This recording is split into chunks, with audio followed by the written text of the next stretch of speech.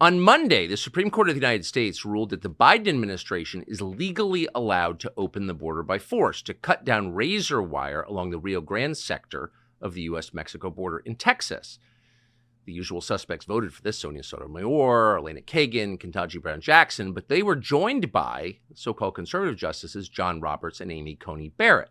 So in response to this ruling, which shocked many, the governor of Texas, Greg Abbott, drafted a letter, not simply to the administration, but to the world. And here's part of what it says. Under President Biden's lawless border policies, more than 6 million illegal immigrants have crossed our southern border in just 3 years. That is more than the population of 33 different states in this country. This illegal refusal to protect the states has inflicted unprecedented harm on the people all across the United States.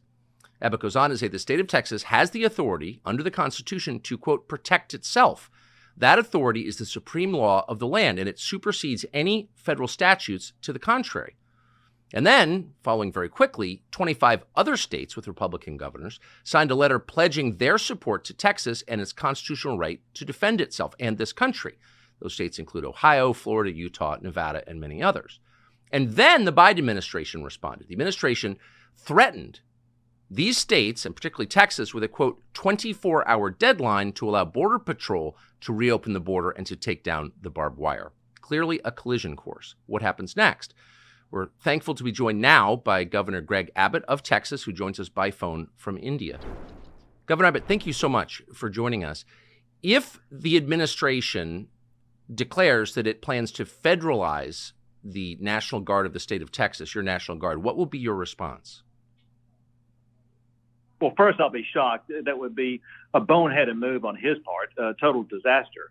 But for one, as you might imagine, we are prepared in the event that that unlikely event does occur to make sure that we will be able to continue exactly what we've been doing over the past month, and that is building these barriers, whether it be the concertina wire or other anti-climb border barriers, whatever we've been building. The Biden administration is now trying to attack us because of it, and we will continue to do exactly what we're doing to expand our denial of illegal entry into the state of Texas. With state employees, I assume, not with National Guard, but can you envision a scenario in which you would put armed state employees on the border instead of the National Guard of Texas? We do have other armed state employees on the border as we speak right this minute, and that's the Texas Department of Public Safety, as well as other law enforcement officers, as well as National Guard from other states. And you can be assured there will be more National Guard from other states and more law enforcement officers within the state of Texas and other states. And, Tucker, I just signed a new law in the state of Texas that will go into effect on March the 5th that authorizes any law enforcement officer in the state of Texas to be able to arrest anybody coming across the border illegally. Have you spoken to the president or anyone from the Biden White House about what appears to be an imminent collision? I have not, to be clear. I have spoken to the president about the border. I met him on a tarmac in El Paso and talked to him directly about what was going on. I handed him a letter that had in it immediate solutions he could take that would immediately secure the border without the need of any new law to be passed.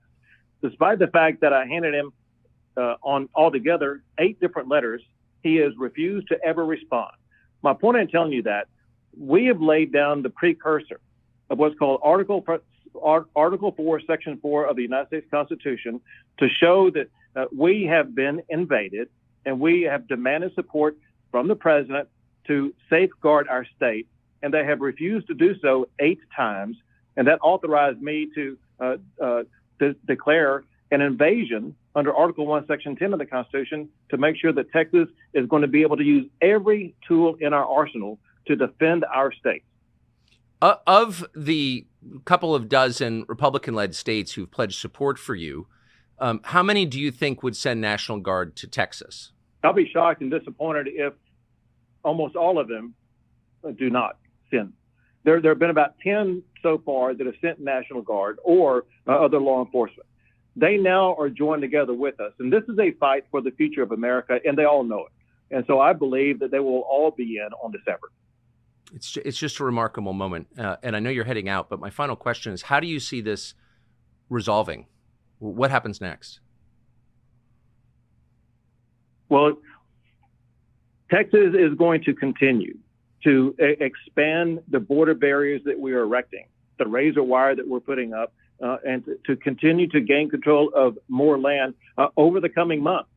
I believe, however, that this will all come to an end on January the 20th of next year, because I believe a new president will be sworn in, a president who will actually enforce the immigration laws of the entire country, not just the Texas border, but New Mexico and Arizona and California and the Canadian border also. And we will have safe and secure borders once again, because we will have a president who actually will enforce the laws of the United States of America. But in the next year, are you concerned about any kind of conflict between state forces, whether state employees or National Guard, and federal forces?